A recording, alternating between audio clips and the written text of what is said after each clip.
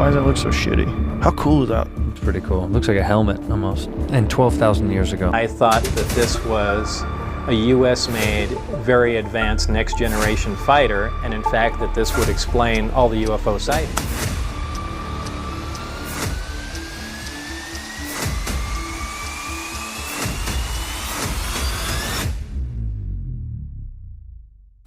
It's March 2025 on the rural outskirts of Buga in the Valle del Cauca region of Colombia. A farmer named George lives and works in that area. Like most people there, his routine is simple.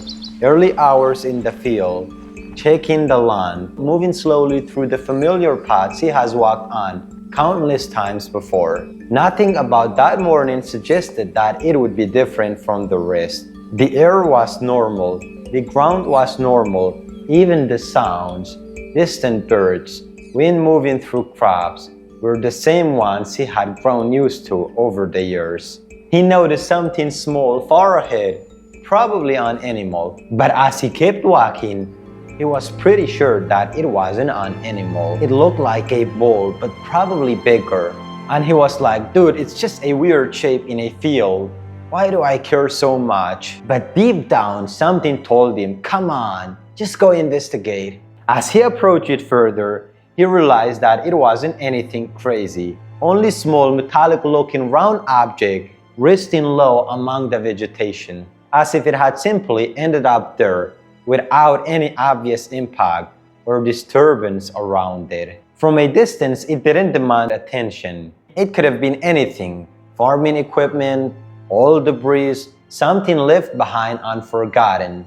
So he kept walking. After taking a few steps away from it, he was hit with this wave of curiosity that he could not hold himself from not taking a second look at it.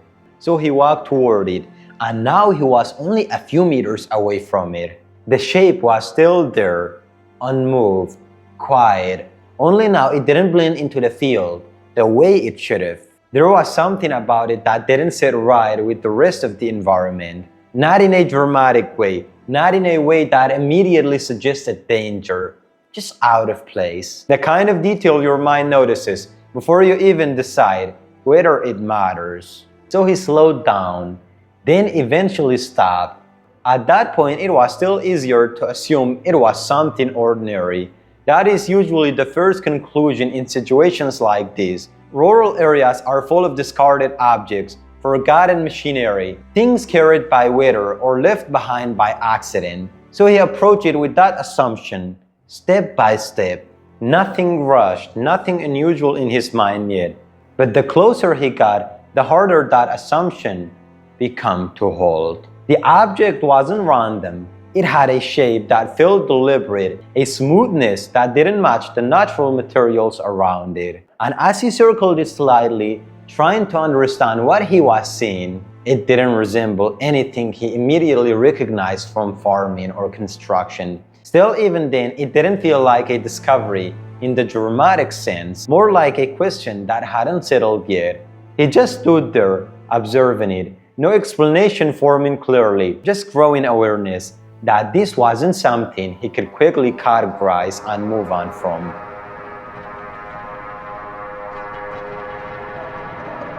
After a while, he contacted others nearby. At first, it was just local people coming over, neighbors and workers from surrounding land. The kind of gathering that happens naturally in rural areas when something unfamiliar appears. No urgency in the beginning, just curiosity spreading from one person to another. And as more people arrived, the object started to look different depending on who was standing in front of it.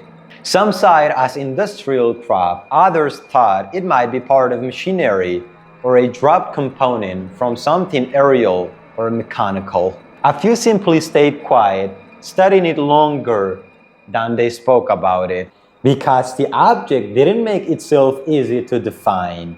Its surface reflected light in a way that didn't feel completely random. There were patterns or markings that people tried to interpret, but there was no immediate agreement on what they meant or where they came from. And still, even then, with more eyes on it, there was no clear moment where everyone suddenly agreed.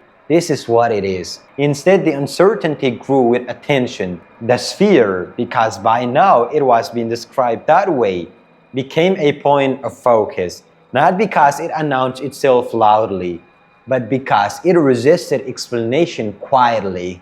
Photos and recordings began to spread beyond the field. Someone uploaded footage, someone else shared images, and slowly the object that George had walked through just out of curiosity became something discussed in wider circles outside the region. People from nearby towns started arriving, then people from further away. The field that had once been part of an ordinary routine began to feel slightly different, not because the landscape changed, but because the attention changed what it meant. And yet, even with more people standing around it, the core situation stayed the same. An object had been found.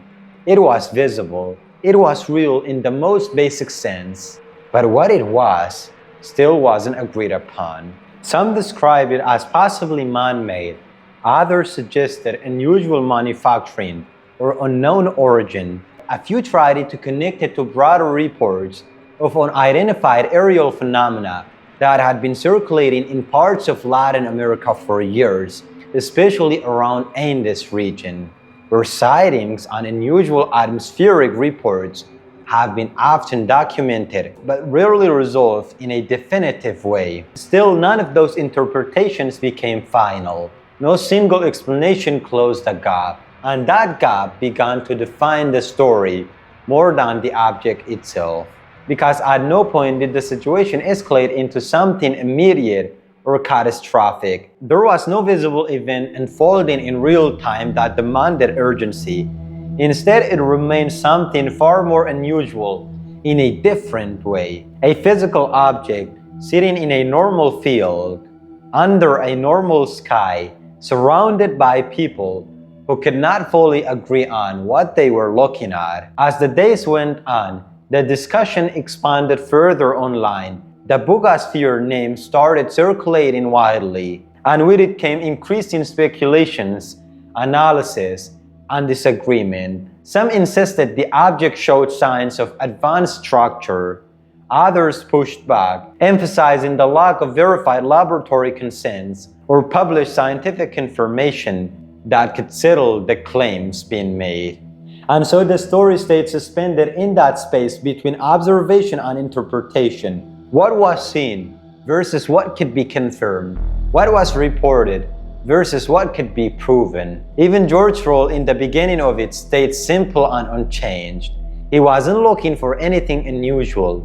He didn't set out expecting a discovery. He was just following a routine path through familiar land, the same way he likely had many times before. And that is what makes the moment difficult to fully separate from ordinary life, because nothing about the beginning suggests it should turn into anything else. A man walking through a field, a quiet morning in rural Colombia, a shape on the ground that didn't immediately belong, and then slowly a situation forming around it that no single person in that field could fully define on their own. In the end, what remains isn't a clear conclusion. It's an image of a group of people standing around an object they can all see, but not all explain in the same way. And the uncomfortable realization that sometimes, even in places that feel completely familiar, something can appear without a clear answer for what it is or why it's there. So do you think the object belonged to aliens,